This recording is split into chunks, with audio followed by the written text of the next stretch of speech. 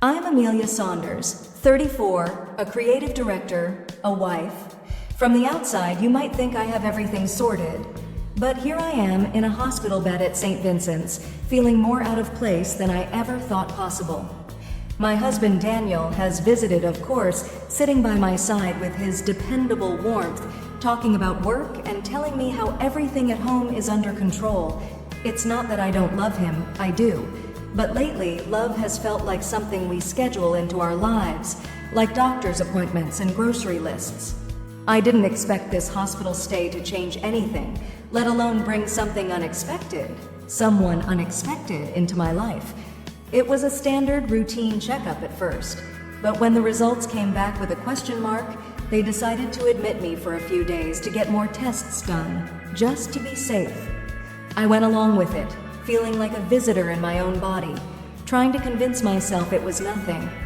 Little did I know those days would change everything.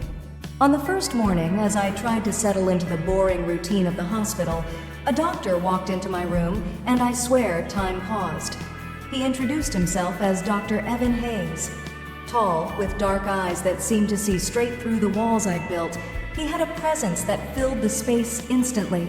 I could feel my cheeks warm as he reached out to shake my hand. His touch is just enough to make me feel good. Dr. Hayes had a calm mind, a quiet confidence. He wasn't like the other doctors around, eyes to clipboards or screens. He looked directly at me, asking questions in a way that felt different, personal. His gaze lingered on mine, as if he was genuinely interested in who I was, not just what my test results showed. And the way he smiled, subtle, with a hint of something more behind it, made my stomach flutter. Throughout the day, he came in and out, checking on me, chatting between tests, and explaining every little detail with patience. Each time he was near, I felt that magnetic pull, something so visceral it felt almost dangerous. And even though I knew it was wrong, I couldn't help but lean into it.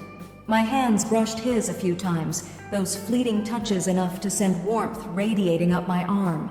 He'd place a reassuring hand on my shoulder, let his fingers linger for a beat too long as he leaned in to check my breathing. My heart thudded harder each time he did, faster than I could blame on the tests. In those small, charged exchanges, I forgot where I was, what was happening to me. It felt like we were on the edge of something, but I couldn't quite name it, and I didn't want to. The thought of exploring whatever this was filled me with a thrill I hadn't felt in years, a thrill that had been absent from my life with Daniel, lost somewhere in our routine. By the end of the day, as I lay there in the quiet of my room, I found myself waiting for the next time I'd see Dr. Hayes. The way his voice softened when he spoke, the hint of warmth that seeped through his professional exterior, all of it left me yearning. And when he stepped out of the room, I couldn't help but watch him go, already counting the minutes until he'd be back. The next morning, I wake with a strange anticipation buzzing through me, and I know exactly why. The routine of breakfast and rounds feels slower than ever, but soon enough, Dr. Hayes appears at my door, offering a smile that feels both professional and personal in a way that's almost impossible to separate. He's holding a clipboard, but as he enters, his gaze finds mine first, the corners of his mouth lifting just enough to make me feel seen, like I'm the only person in the entire hospital. That look, it's warm, grounding, and it has me settling back, feeling safe, though I'm equally aware of the shiver it sends through me. Today, he asks me questions, but they're softer, probing beyond just my health. He wonders how I feel being away from home, how I'm adjusting. His voice is smooth, and there's an undertone of concern that feels personal. Every question, each soft word, feels like a layer peeled back, a way for him to get closer, as if he's quietly claiming space in my life. I notice his hand resting on the side of my bed, fingers brushing against mine just slightly, a gentle, nearly accidental touch that makes my heart skip a beat. Our eyes meet, and for a second, everything else slips away.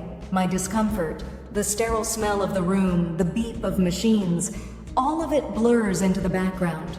We talk, our voices soft, lingering on each word. I find myself sharing more than I expected, Small details of my life that I've never shared with anyone outside my closest circle. It's as if he's drawing the words out of me, each story revealing a piece of who I am. He's patient, nodding, and at times he leans closer, his shoulder brushing against mine. The warmth of his presence sends a wave of comfort through me, mixed with a thrill that's impossible to ignore. When he moves his hand to my shoulder, I feel his fingers press gently, just enough to steady me, to reassure me. But he doesn't pull away. His touch lingers, his thumb brushing softly over my collarbone, tracing a small, soothing line. I feel myself leaning into him, my breath hitching. Our faces are close, so close I can feel his breath on my cheek, warm and... He doesn't say anything, just watches me, his dark eyes filled with a kind of intensity that leaves me breathless. Then, in a soft, almost whispered voice, he murmurs, "You're doing great, Amelia." The words are simple, but the way he says a quiet promise meant only for me. He holds my gaze, his fingers brushing lightly over my arm, tracing the barest of paths that leaves my skin tingling, warm. Before he leaves, his hand finds mine again, squeezing gently, a silent promise that he'll be back, that there's something worth waiting for. And as he steps away, I feel myself watching him go, counting the minutes until he returns, wondering how close we'll let ourselves get before something between us inevitably breaks free. The next morning, I wake with a strange anticipation buzzing through me, and I know exactly why. The routine of breakfast and rounds feels slower than ever, but soon enough, Dr. Hayes appears at my door, offering a smile that feels both professional and personal, in a way that's almost impossible to separate. He's holding a clipboard, but as he enters, his gaze finds mine first, the corners of his mouth lifting just enough to make me feel seen, like I'm the only person in the entire hospital. That look, it's warm, grounding, and it has me settling back, feeling safe, though I'm equally aware of the shiver it sends through me. Today, he asks me questions, but they're softer, probing beyond just my health. He wonders how I feel being away from home, how I'm adjusting. His voice is smooth, and there's an undertone of concern that feels personal.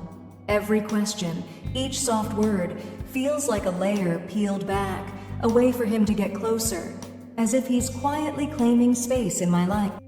I notice his hand resting on the side of my bed, fingers brushing against mine just slightly, a gentle, nearly accidental touch that makes my heart skip a beat. Our eyes meet, and for a second, everything else slips away. My discomfort, the sterile smell of the room, the beep of machines, all of it blurs into the background. We talk, our voices soft, lingering on each word. I find myself sharing more than I expected, small details of my life that I've never shared with anyone outside my closest circle. It's as if he's drawing the words out of me, each story revealing a piece of who I am. He's patient, nodding, and at times he leans closer, his shoulder brushing against mine. The warmth of his presence sends a wave of comfort through me, mixed with a thrill that's impossible to ignore.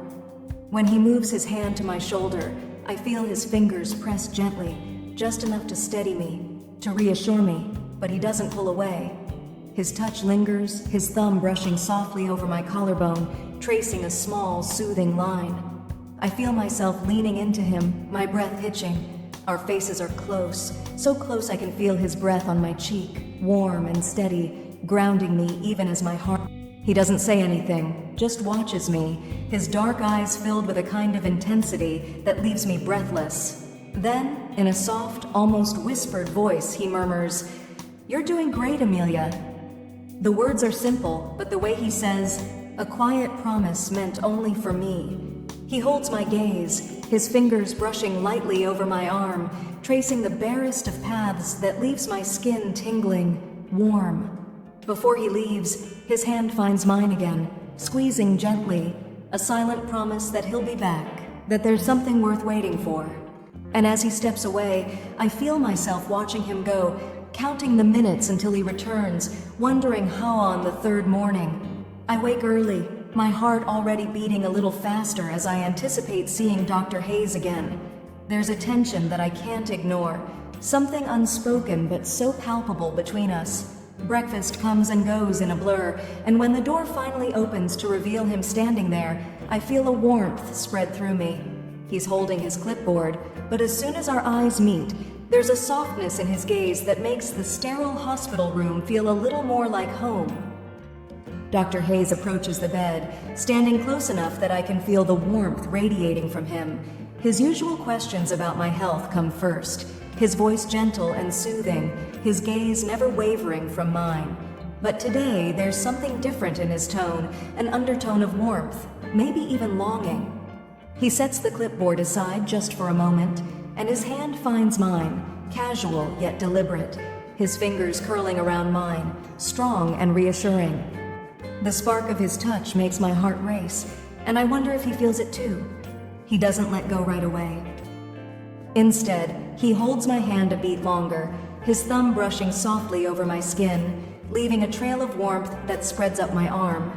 His voice drops lower, softer, as he asks how I'm holding up being away from home. And suddenly, I'm not just a patient to him. I'm a person, someone he cares about beyond the confines of this room. The tenderness in his voice, the way his eyes search mine, makes me feel seen in a way I haven't felt in a long time. He leans in slightly, his face closer to mine than it's been before. I can feel his breath warm against my cheek, and the world outside this room seems to disappear. The machines, the distant sounds of hospital staff, it all fades into the background, leaving just us, suspended in this perfect moment. His gaze drops to my lips, and for a second I forget everything else. I lean forward, just a little, my lips brushing against his, soft and tentative, testing the boundaries we've silently set. His hand moves to my shoulder, then slides gently to the back of my neck, holding me there as he deepens the kiss, slow and tender, a quiet promise in every touch. My heart pounds so loud I swear he must hear it, but he doesn't pull away, just lets his thumb brush soothingly. My heart pounds so loud I swear he must hear it, but he doesn't pull away, just lets his thumb brush soothingly along my collarbone. His other hand still holds mine, grounding me, and in that moment, I feel a rush of emotions I haven't felt in years. Passion, thrill, and maybe something dangerously close to longing. We pull back, both breathless, and for a moment, we just look at each other, lost in the intensity of what we've just shared. His fingers linger on my skin, tracing gentle patterns along my arm as he whispers, "You're stronger than you know, Amelia." The words are so simple, yet the way he says them fills me with a warmth that goes deeper than anything I've felt in years. He stays close for a few more seconds, his eyes holding mine, as if promising that there's more waiting for us, something worth exploring, if only we're willing to take the risk. And then, with a final squeeze of my hand, he pulls away, his fingers slipping from mine slowly, as if he doesn't want to let go. I watch him leave, my heart still racing, already counting the minutes until he'll return, wondering how close we'll allow ourselves to get before this connection, whatever it is, becomes something we can no longer ignore. It's the fourth day, and everything feels heavier, like the air itself is thick with something I can't quite name. I'm lying on the bed, my heart hammering with anticipation as I listen for footsteps outside my door. And then, there he is, Dr. Hayes, Evan, standing there, clipboard tucked under one arm, his gaze meeting mine. There's a look in his eyes, a softness that almost catches me off guard, but it's more than that. It's a warmth that feels like an invitation, like he's daring me to step closer to him, to feel something I thought I'd forgotten. He crosses the room slowly, his hand reaching out to adjust something on the bedside tray. But he's close, so close that I can feel the heat radiating from him. And just as I'm wondering if I'm imagining this entire thing, he stops, his fingers brushing against mine for just a second longer than they should. That touch, a spark that runs up my arm, making my pulse quicken. I glance up at him and our eyes lock, and in that second, I know I'm not alone in feeling this. His eyes are dark, intense, and there's no mistaking the pull between us. "Amelia," he says, his voice low and steady, as though he's saying my name for the first time. And just hearing it, the way it rolls off his tongue, makes my heart skip a beat. Evan. It slips out before I can stop it, and he freezes, a small smile playing on his lips, soft but knowing. There's a silence, a stillness where we're both caught, the boundary between patient and doctor dissolving. Before I know it, he's reaching out, his hand finding mine, and he squeezes gently, reassuring yet charged. I feel a warmth, something that has nothing to do with the sterile hospital room and everything to do with him, with us. He steps closer, his touch soft, and the space between us disappears. He leans down, his hand moving to rest lightly on my shoulder, and I feel his breath warm against my cheek.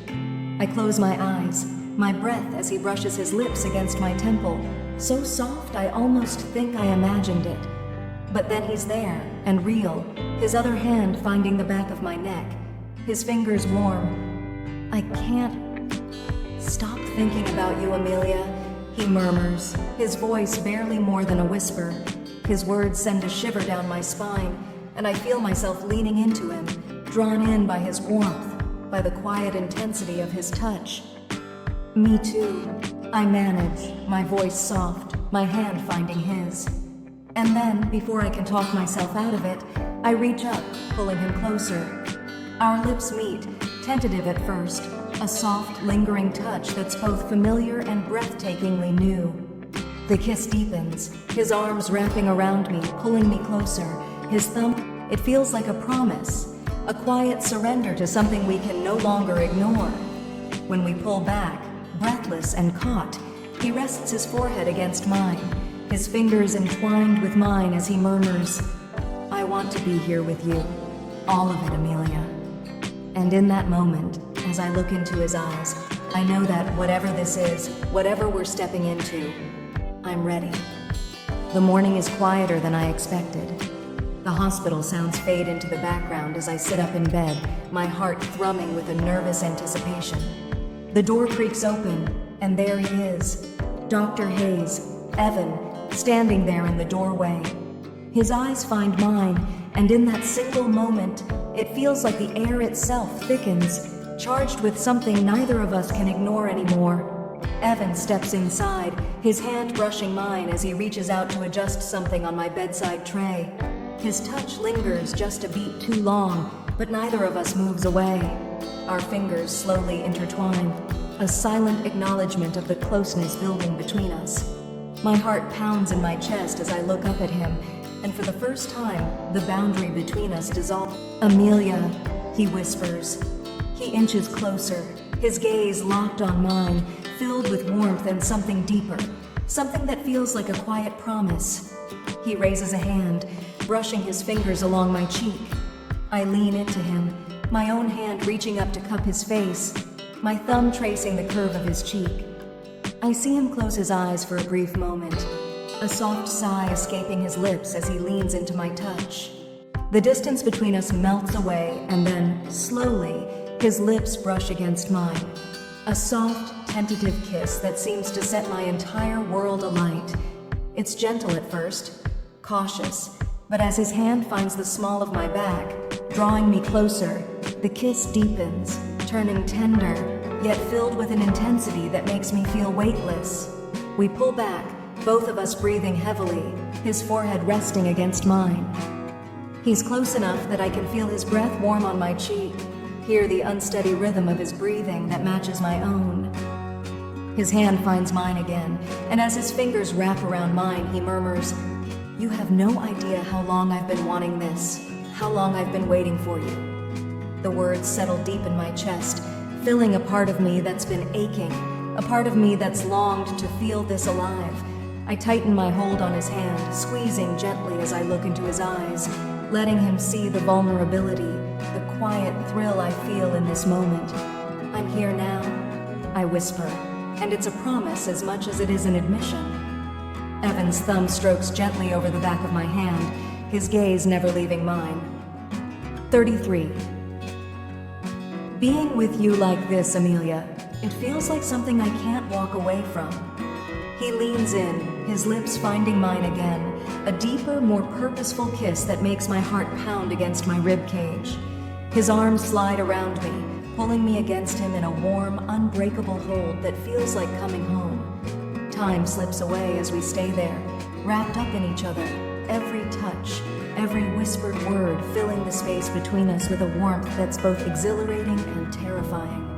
He presses a gentle kiss to my forehead, his hand brushing soothing circles along my back.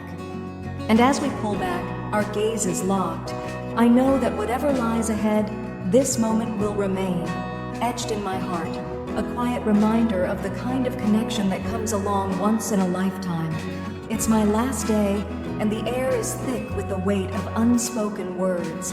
The sun filters through the curtains, casting a warm glow in the room, a contrast to the coolness settling in my heart. I know I'll miss him.